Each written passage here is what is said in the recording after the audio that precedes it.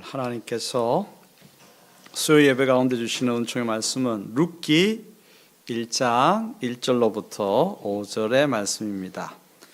우리 짧기 때문에 다 함께 마음을 맞추어서 우리 읽도록 하겠습니다.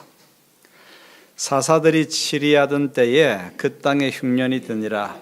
유다 베들레헴의 한 사람이 그의 아내와 두 아들을 데리고 모압 지방에 가서 거류하였는데 그 사람의 이름은 엘리멜렉이요 그의 아내의 이름은 나오미요 그의 두 아들의 이름은 말론과 기럐이니 유다 베들레헴 에브랏 사람들이더라. 그들이 모압 지방에 들어가서 거기 살더니 나오미의 남편 엘리멜렉이 죽고 나오미와 그의 두 아들이 남았으며 그들은 모압 여자 중에서 그들의 아내를 맞이하였는데 하나의 이름은 오르바요 하나의 이름은 룻이더라. 그들이 거기서 거주한 지 10년쯤에 말론과 기럐 두 사람이 다 죽고 그 여인은 두 아들과 남편의 뒤에 남았더라. 아멘. 룻기 오늘 처음 시간인데요. 룻기는 참 은혜로워요. 읽기도 어려움이 없어요. 읽기도 어려움이 없고 참 은혜로워요. 근데 이 룻기를 한번 하나님께서 은혜의 비를 내려주시는 이야기로, 거룩한 이야기로 한번 읽어가면 룻기가 정말 대단한 신앙의 이야기입니다. 그래서 오늘 수 예배 오늘 최고 적게 온 것 같아. 보니까는 오늘 대선 생중계 본다고 다들 그래서 오늘 못 오신 분들은 참 아쉽습니다. 왜냐하면 첫 시작이 참 중요한데 룻기 정말 은혜로워요. 룻기 오늘 제가 준비를 하면서 이야기를 다시 썼어요. 이야기를 다시 쓰면서 참 은혜롭다. 정말 은혜롭다. 성도랑 함께 나누어야지 하고 썼습니다. 오늘 또 유튜브로 참여하는 분들도 계실 텐데 하나님의 은혜가 가득히 임하게 되기를 소원합니다. 룻기 1장 1절로부터 5절까지 내용을 한번 압축해 보면 유다 땅에 흉년이 들었습니다. 유다 땅 베들레헴 사람 한 사람이 가족을 데리고 아내와 두 아들을 데리고 모압으로 건너갔습니다. 근데 그곳에서 그 사람이 죽고 또 10년 뒤에 두 아들도 죽고 거기서 결혼한 자부와 그리고 아내만 남습니다. 자, 이것이 오늘 우리가 읽었던 1장 1절로부터 5절에 압축된 내용입니다. 자, 그러면 먼저 그 땅에 흉년이 든지라 한번 여기에 집중해서 한번 살펴보십시다. 시대 배경이 언제입니까? 사사시대입니다. 사사시대의 이야기입니다. 우리는 사사기 사이클에 대해서 배웠습니다. 기억나십니까? 사사기 사이클. 성경 개관학교 할 때 그렇게나 또 많이 들었던 것이 사사기 사이클입니다. 그래서 사사시대의 사람들은 계속해서 루틴 계속 도는 거죠. 똑같은 형태로 다람쥐 쳇바퀴 도는 듯이 범죄하니까 하나님께서 심판하시고 매맞아 심판받으니까 하나님 앞에 살려달라고 간구할 때 하나님께서 들어서 구원해 주십니다. 구원해 주시니까 형통하니까 또 범죄하고 심판당해서 아프고 매맞으니까 간구할 때 하나님께서 들어서 또 건져주시고 뺑뺑뺑 도는 거예요. 이게 사사기 사이클입니다. 그 땅에 사사기 시대에 그 땅에 흉년이 들었습니다. 사사기 사이클에 넣어보면 왜 자연재해가 흉년이 들었을까요? 사사기 사이클에 넣어보면 범죄로 인한 자연재해라고 어느 정도 추측을 해볼 수가 있겠습니다. 왜? 사사시대라고 제일 먼저 밝히고 있겠습니까? 한번 보십시다. 사사들이 치리하던 때에라고 처음을 그렇게 시작하고 있습니다. 그렇게 시작하면서 그 땅에 흉년이 드니라라고 이야기하는 것은 뭔가 보여주려고 하는 것이 있단 말이죠. 바로 보이지 않지만 너희들이 한번 생각해 보라라고 하는 것입니다. 바로 이야기 안 하고 생각해 보라고 하는 것은 더 강력합니다. 우리에게 죄를 깨닫게 하고 돌아보게 만드는 것. 이것이 자연재해가 죄로 인한 것이 아닐 수도 있습니다. 하지만 결코 그 가능성을 배제할 수는 없는 것이죠. 죄로 인한 심판이라고 한다면 회개해야 합니다. 그것이 아니라고 한다면 그러면 하나님의 뜻을 물어야 되겠죠. 하나님, 무슨 뜻으로 이 흉년이 이렇도록 오래도록 그리고 참으로 어렵게 이 흉년이 듭니까? 라고 신중히 물으면서 기다려야 됩니다.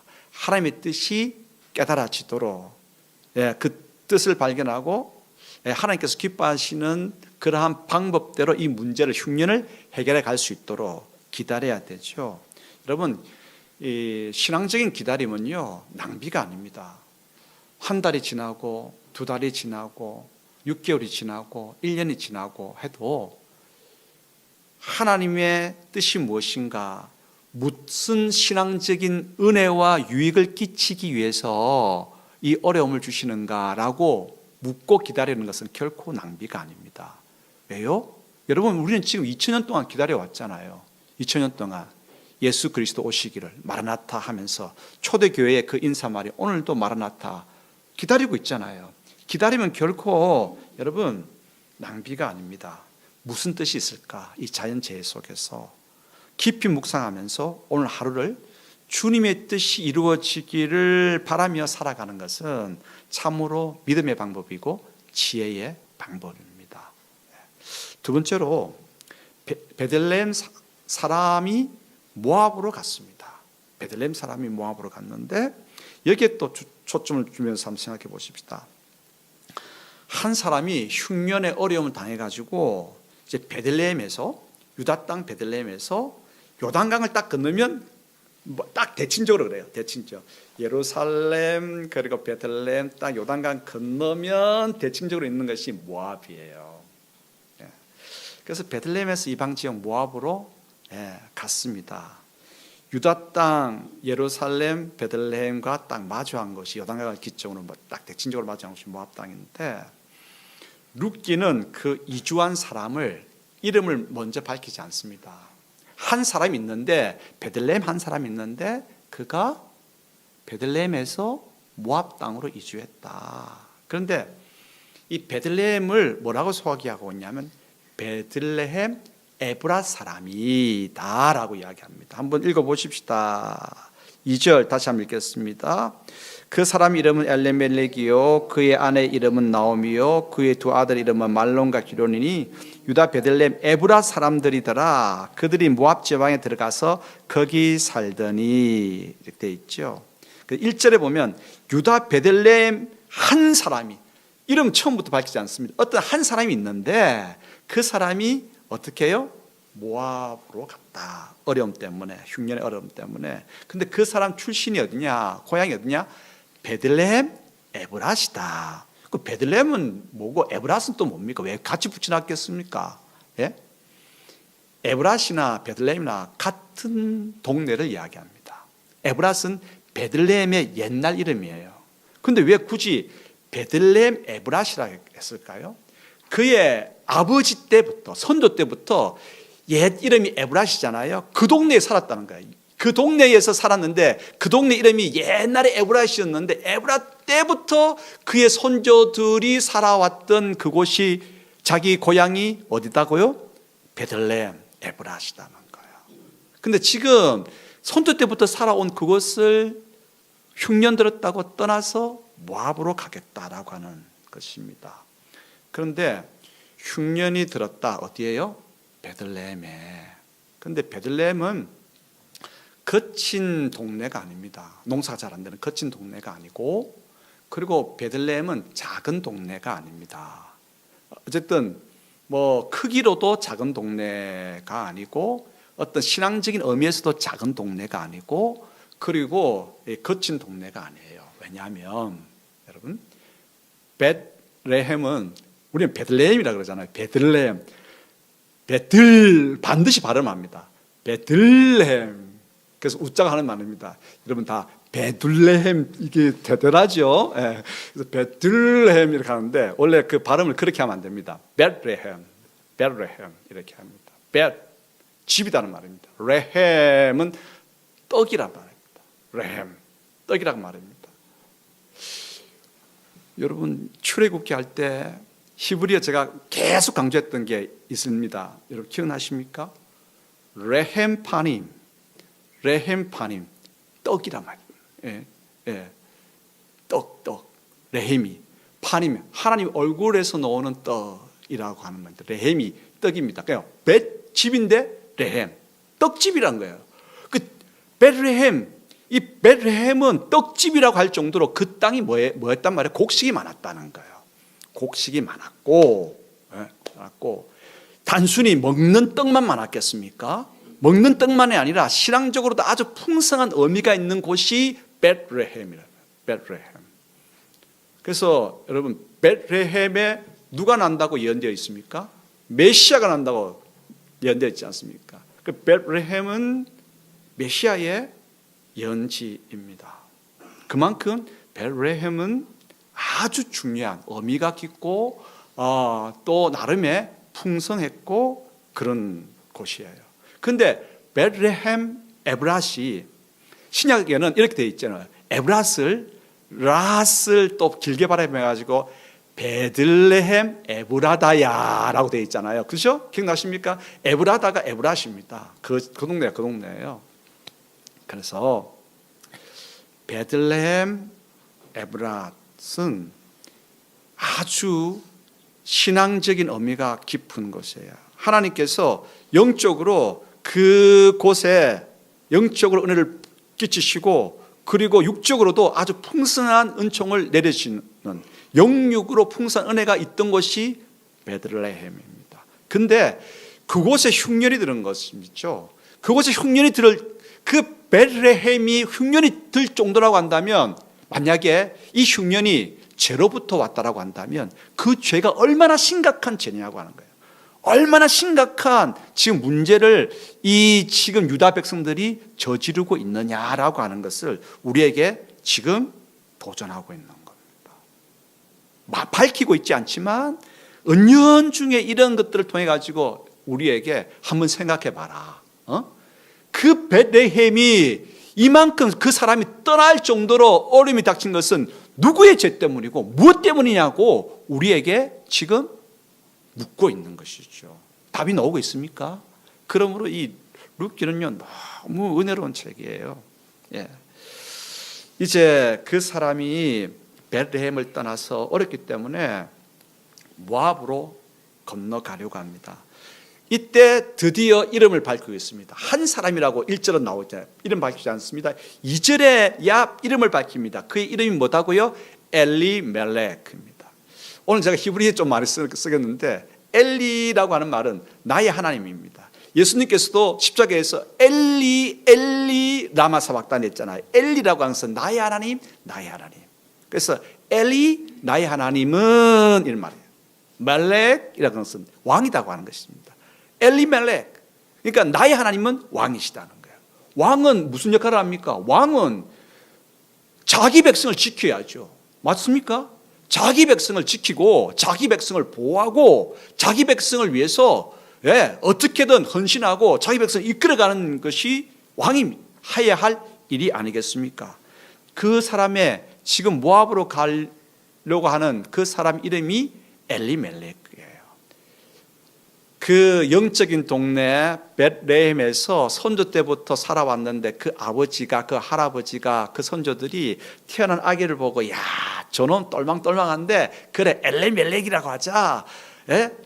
나의 하나님은 왕이시다고 할 만큼 그런 믿음의 지조를 가지고 살아가는 그런 녀석으로 우리가 키워야 되지 않겠느냐. 그래서 이름을 뭐라고 지었습니까? 엘리멜렉이라고 지었단 말이에요. 그런데 그 엘리멜렉이 나의 하나님은 왕이십니다라고 하는 그 신앙을 가져야 할 그 엘리멜렉이 베들레헴을 떠나서 모압으로 건너가는 거예요. 그런데 베들레헴에서 모압으로 갔다. 단순히 이렇게 읽으면 안 돼요. 베들레헴에서 모압으로 갔다라고 하는 것은 무슨 말이냐? 베들레헴 유다 땅에서 섬기는 여호와 하나님을 모압의 신으로 성계 신을 바꾸어 탔다라고 하는 말이 되는 것입니다. 이해가 되겠습니까? 그래서 베들레헴에 사는 엘리멜렉은 모압으로 갔다라고 하는 여기에서 참 우리 마음이 아프죠. 아픕니다. 여러분, 우리는 무엇을 지금 믿고 무엇을 신뢰해야 됩니까? 나의 하나님은 왕이시다. 왕 되신 하나님을 신뢰하고 믿고, 그래서 오늘을 견디고 버텨야 하는 것이죠. 신앙은 뭡니까? 신앙은 신뢰하는 것입니다. 신앙은 기다리는 것입니다. 신뢰하면서 기다리면서 결국 어떻게 해요? 성취를 맛보는 것이 신앙입니다. 엘리멜렉은 그 이름 뜻처럼 나의 하나님은 왕이신 다라고 고백하면서 왕이신 그 하나님께서 놀라운 영육의 풍성을 베푸심을 기다림을 통해서, 신뢰함을 통해서 맛보아야 하는데, 참 안타깝게도 베들레헴에서 모압으로 가고 말았습니다. 엘리멜렉은 가장 나쁜 악수를 두고 말았습니다. 약속을 믿고 하나님을 신뢰하면서 어제를 견디며 오늘을 기다리고 내일을 소망해야 했는데, 그래야 했는데, 그 이름이 엘리멜렉처럼 그래야 됐는데 너무 안타깝습니다. 이제 세 번째입니다.